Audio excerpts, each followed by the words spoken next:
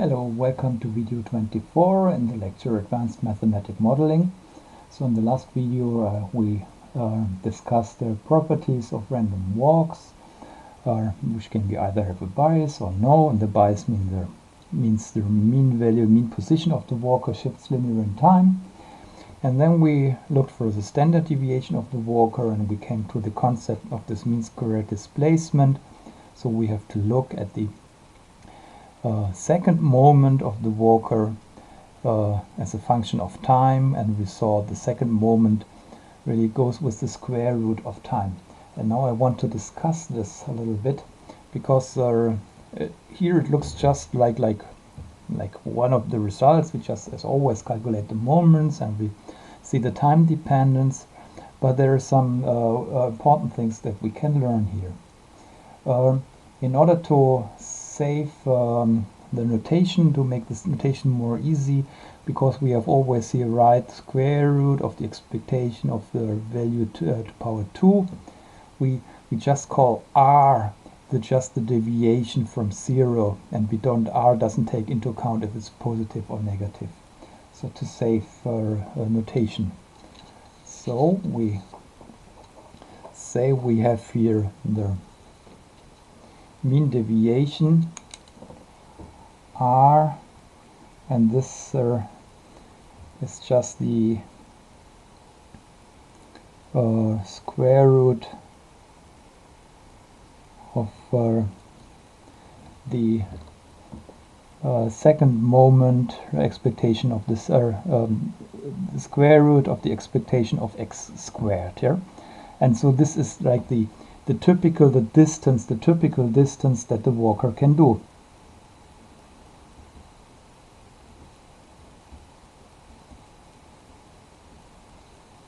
Typical distance of walker. Yeah, and I mean that was just this distance that the walker can do. And so what we saw, and also now change the notation a little bit. We saw that this goes with the square root of time, and now I call it time t, yeah?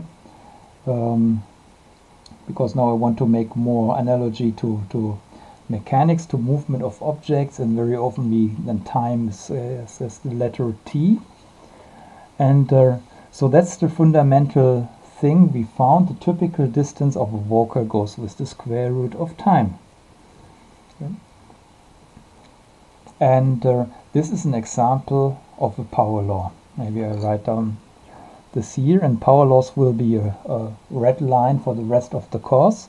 And here, for the first time, we stumbled across a power law.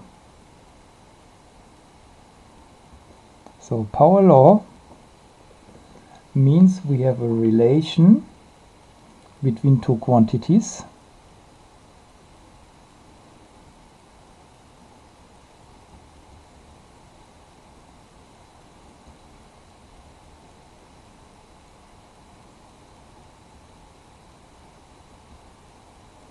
In such a way that, so we want to know how x, one quantity, depends on another, and so if this relation goes as a power, then we call this a power law. Yeah.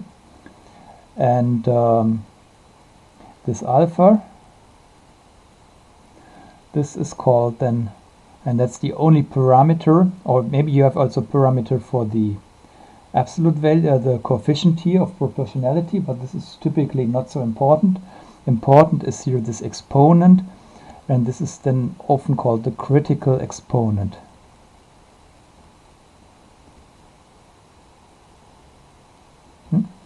And we will see during the course why these power laws are so interesting. And so here we stumbled across our first power law, because we find the typical displacement of a walker goes to time to t over 1 over 2. So we have here a critical exponent of alpha equals 1 over 2. And yeah, so it's no accident that we have here a critical exponent, which is a which is this kind of a simple number, 1/2. It's not some number with a lot of digits. It's this very simple number as a ratio of two natural numbers. And we will find often that this is the case very often in power laws, that we have then very simple very simple critical exponents. And once you have one power law, you often can derive other power laws. For example, let me see first. Let's plot the power law. So if we plot this, so we will find that the position let's write it here. So we will find that the position of the walker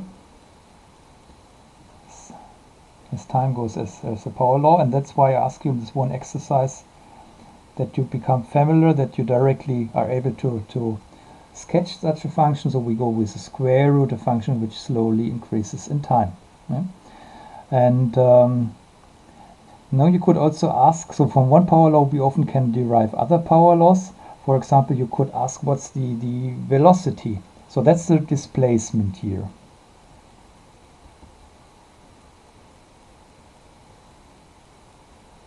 And this tells us how far did the walker come.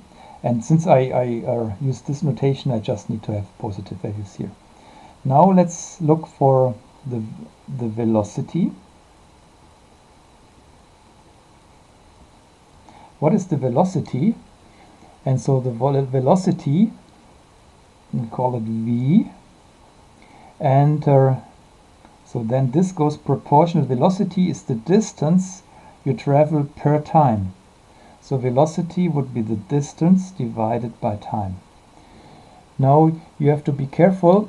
So here we don't mean velocity in the sense the position at the walker at a certain time point, but so the expected displacement the walker can do, so the expected thing, how this increases over time. Yeah?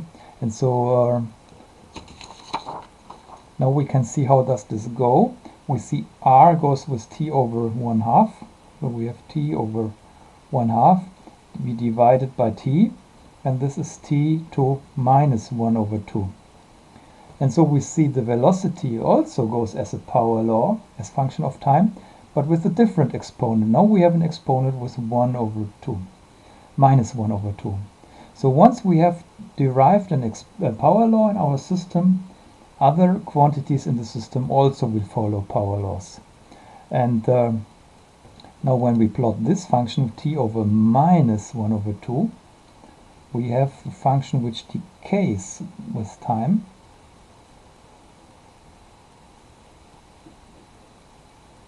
So it's a power law which is a decaying function.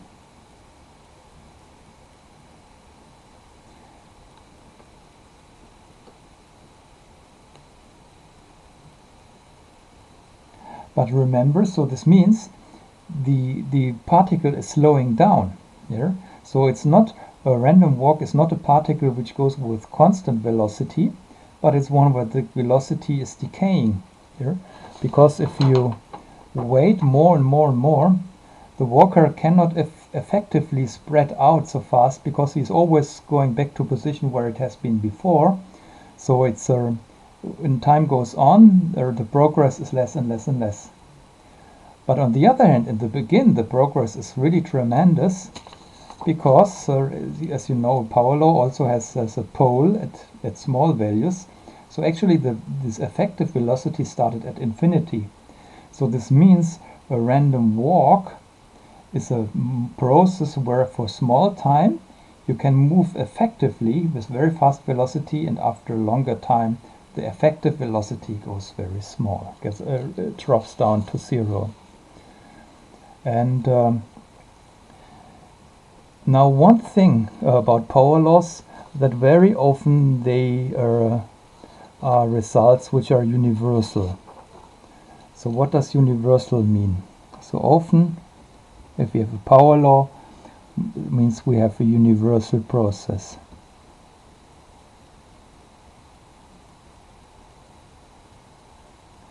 So what does universal mean? Universal we can translate as independent of the details. Of microscopic, maybe, details.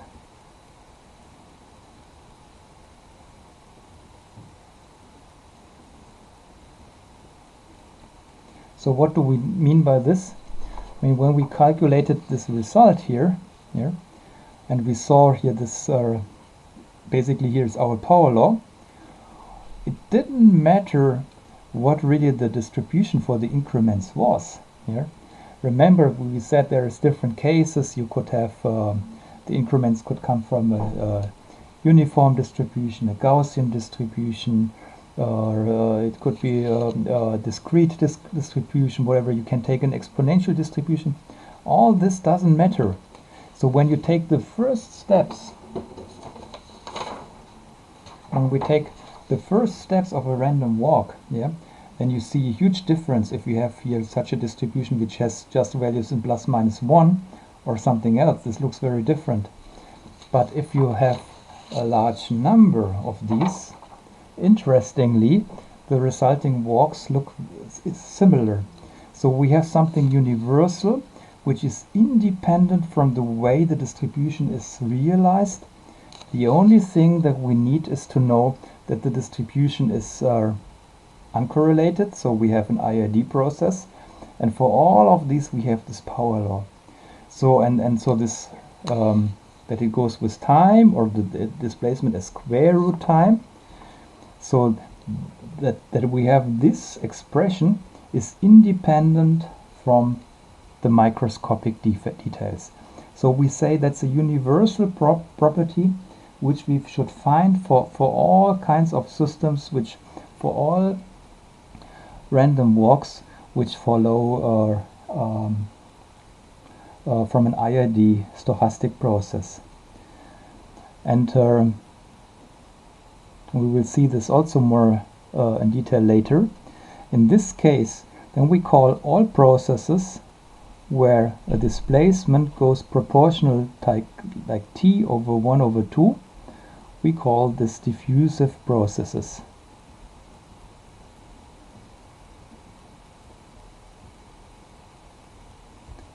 That's a name for all of these, and this name is important because we can expect this happen to arise very often in nature, because it's totally independent of the nature of the distribution of the increments, if they're only uncorrelated. And so all these processes, they're in the same universality class. All processes which have this power law with the same exponent have the same universality class.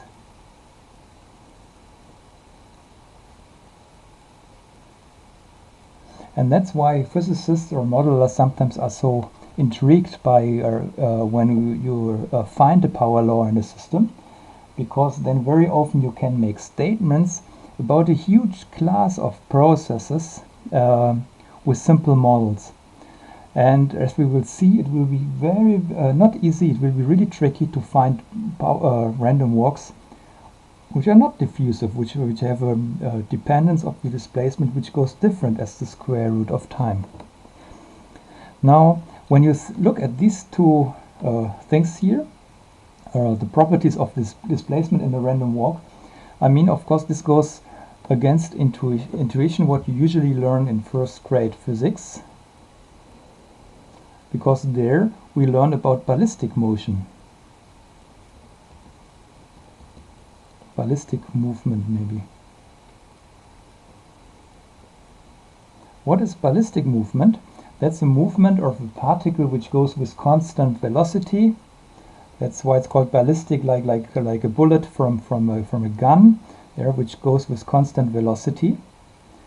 And so what when you have a ballistic movement, how does the displacement of the bullet go, or the displacement of a car which goes with constant velocity? Then you know, of course, the position of the car goes proportional to time here. So the longer you drive with the car, the more distance you have. And then we can also write it as time to 1. And so for ballistic movement we have an exponent, critical exponent, which is 1 here. And then what is the velocity of the car? The velocity is this over t to 1 over t. So it's proportional. So it's proportional to t to 0. Yeah. So basically it's a constant. Here. That's why we said ballistic movement is a constant velocity. So then we have the velocity also then follows the power law with critical exponent 0. So ballistic movement is in a different universality class. It's also power law. Even though it's so trivial, it's typically not expressed as a power law, but it's a power law where we have here in critical exponent 1. And of course ballistic movement is totally different. In ballistic movement, the displacement in time of the bullet goes linear in time, and the velocity in time, that was the displacement, the velocity is constant. And now we saw with the random walk of an independent process, we have a different universality class where the velocity, the displacement goes only the square root of time and the effective velocity decays to 0. So now we have seen for movement of an object, we now know two different universality classes. Either the ballistic, that's the normal thing you learn in physics about the basic movement of objects, and here the properties of a walker, random walker. Now of course I said here this coefficient that you have here is not so important because it doesn't change the universality class. But of course the larger this coefficient, or the larger the coefficient here, and the coefficient was the variance of the increments, the further the walker spreads. So if we write down the coefficient, then we can say the position of the walker, the effective position, equals a constant times square root of t here. And then this constant doesn't change the universality class, but the strength of this, and this is called then the diffusion constant.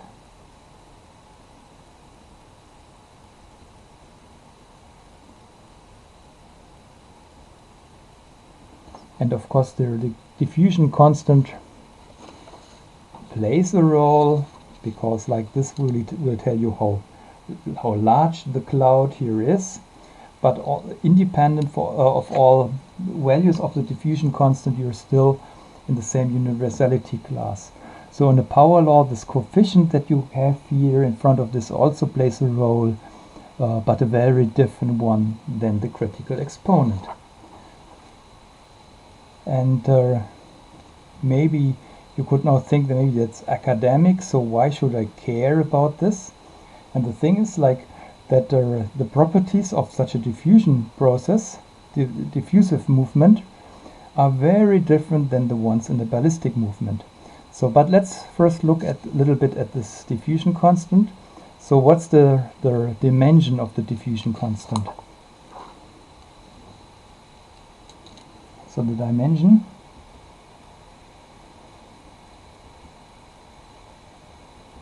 of the diffusion constant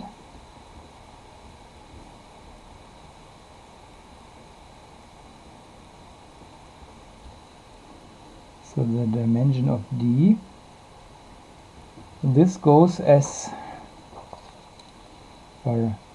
distance squared divided by time.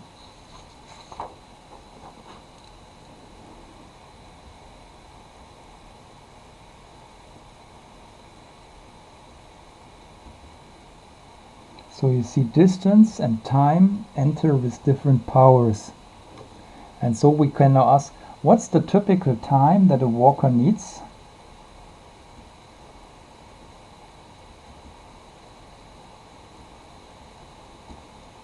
That a random walker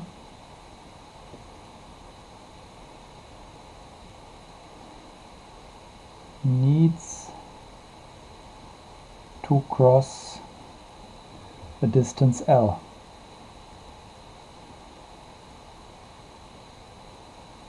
And then you see this typical time goes with the order of L squared, the distance squared, divided by the diffusion constant.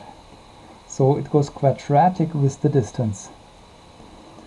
And so you could also ask, what is the typical distance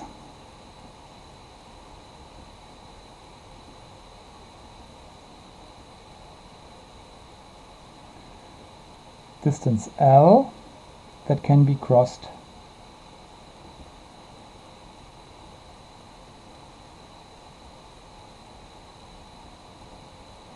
in time t.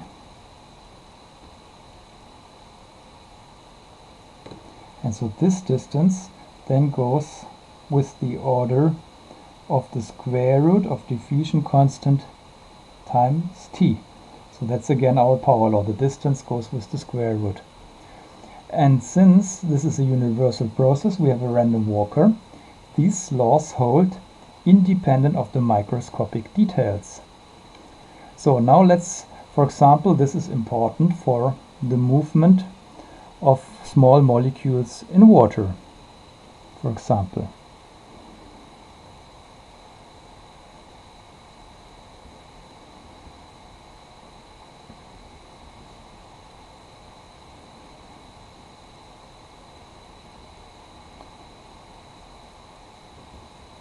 Here. So the small molecules, they don't want to move somewhere, but they have a velocity and they're randomly kicked around. And since they're randomly kicked around, they do make actually a 2D random walk. I calculated this here only for 1D random walk, but believe me, if you take a 2D or 3D random walk, you have the same, basically the same universality class, you find the same power law, and then you find the diffusion constant, and that's for small molecules, it's something like 10 to minus 5 centimeters square per second. So that's the diffusion constant. So why should we be interested in this? Assume you have a cell in the body, or you're in the body, and you have, let's say, for example, you have here a vessel, a blood vessel, which brings you oxygen, and here you have a cell, and the cell has a certain distance L from the vessel, and you want now that the diffusion, the oxygen which is released from the small blood vessel, that the oxygen can by diffusion, by chance, reach our cell. So and then you ask, how long does the oxygen molecule need to cross from the blood vessel to my cell? Or you can go to a smaller scale, you can be within a cell. That's now one cell, so we have a much smaller scale.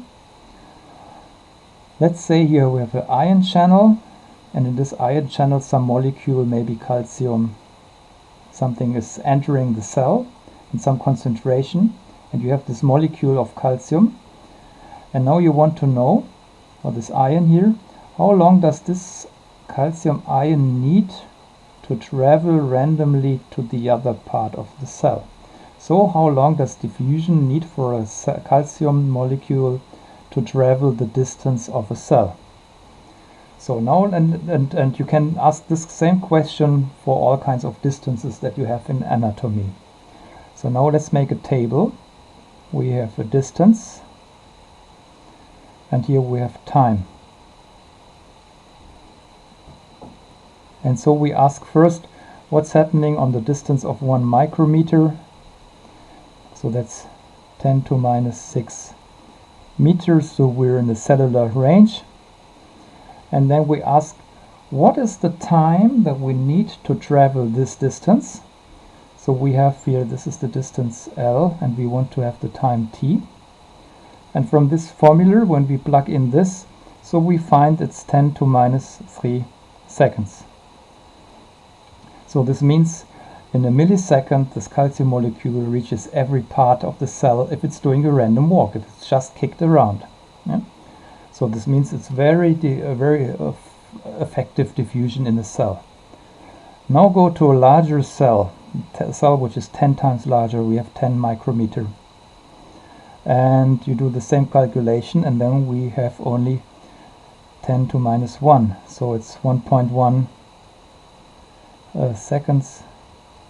So 1.1 seconds. So it's already a bit slower. If you're a larger cell, it takes the molecule quite larger.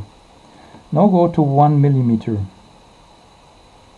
Maybe we're entering now something like a cell close to a vessel 1 millimeter apart, and how long does the molecule, for example oxygen, need to travel to our cell? We calculate the time, and then it's already 10 to 3 seconds. So that's 15 minutes. So suddenly we need 15 minutes to travel 1 millimeter. Now we want to go 1 centimeter, and then we have 10 to 5 seconds.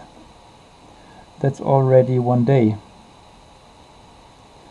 And let's say we have 1 meter, so we are now on the scale of a human, and we hope that if we produce some hormone somewhere in the body, and hope by diffusion how long will this hormone take to travel through the whole body, in the blood vessel for example, then we have 10 to 8 seconds. This is 27 years. And so you see, diffusion is very good. I'll maybe write down here, so that's the cell size. And here we go to here, size of a mammal here, or large mammal. And here we somewhere in organ sizes here. And so now when you want to see how evolution constructed animals and plants or microorganisms, then you see that random walks are very effective to transport substances at a cellular level, because you very fast travel large distance. It works to travel in a tissue for very small distances, but you see already 1 millimeter you need 15 minutes. That's already starting to be too slow for most biological processes. And when you go to larger organization of larger animals, diffusion is not enough. That means in order to transport blood along the body, the universality class of diffusion doesn't work anymore.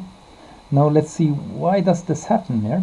So you see the effective velocity of diffusion for very small times or small distances is tremendous. So that's very fast, effective, strong, effective velocity. Here diffusion works very well, and for larger distances and times not so much. So this means you have to go for small times, you have to go to this ballistic movement, where the velocity is also effective for very small distances. And this means you need a constant flow, a flow of material with constant velocity, and that's basically the blood in you, which is pumped by the heart. So you need vessels which transport stuff, because within the vessel you have your advection, so ballistic movement basically. Yeah. So maybe this example showed you that when we calculate things with our random walk theory, and we calculate something like this, which looks very innocent, yeah, effectively this can make the whole difference, because it gives us our universality class. And since this is a power law, and this power law means the behavior of the mean square displacement is very different for small n or large n, this has tremendous applications. And so you have seen now the typical properties of diffusion. We have seen power laws, and Yeah, maybe that's enough for today. In the next, what we don't have yet, what we have to calculate the probability distribution, even so mostly we are only concerned with the moment. So in the next step we have to calculate here the probability distribution. How does this look? That will be interesting. And then we want to have some guidelines how to analyze such random walks, when we have data of such random walks, how we estimate now our mean and mean square displacement in order to figure out what's going on out of time series. This will be important later when you do some simulations of such processes in the computer to analyze them, but this we will do in a later video. For now, thank you.